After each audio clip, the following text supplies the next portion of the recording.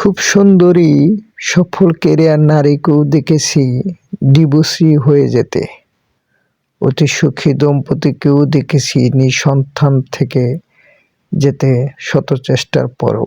বাংলাদেশের সর্বোচ্চ সফল পেশায় থাকা মানুষটিকেও দেখেছি সুইসাইড করতে। অনেক ফ্যামিলি উচ্চশিক্ষিত সুন্দর তরুণীকেও দেখেছি বয়স 40-এর কোঠায় চলে গেলেও পার্টনার না খুঁজে পেতে।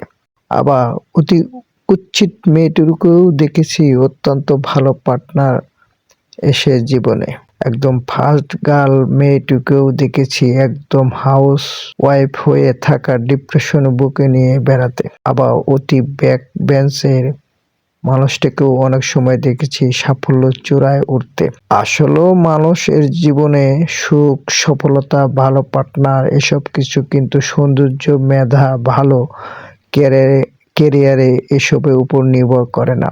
একসময় সবচেয়ে পিছিয়ে যাওয়া মানুষটিও এগিয়ে যেতে পারে, আবার সবচেয়ে এগিয়ে থাকা মানুষটিও দিন শেষে ব্যর্থ হয়ে যেতে পারে। বিশেষ হয়ে যাওয়া মানে এই না সে সবচেয়ে সফল ব্যক্তি। সবচেয়ে সুন্দর হওয়া মানে এই না যে সেই সবচেয়ে ভালো পার্টনার পাবে। ফার্স্ট স্টুডেন্ট থাকা মানে এই না সেই সবচেয়ে ভালো চাকরি পাবে। জীবনে এই প্যারামিটারগুলো আমরা ফিক্সড করতে চাই, কিন্তু আমরা জানি না এই ফিক্সড করার ক্ষমতা আমাদের হাতে নেই। কারণ আল্লাহ পাকই সর্বোত্তম পরিকল্পনাকারী। ধন্যবাদ সবাইকে। আসসালামু আলাইকুম।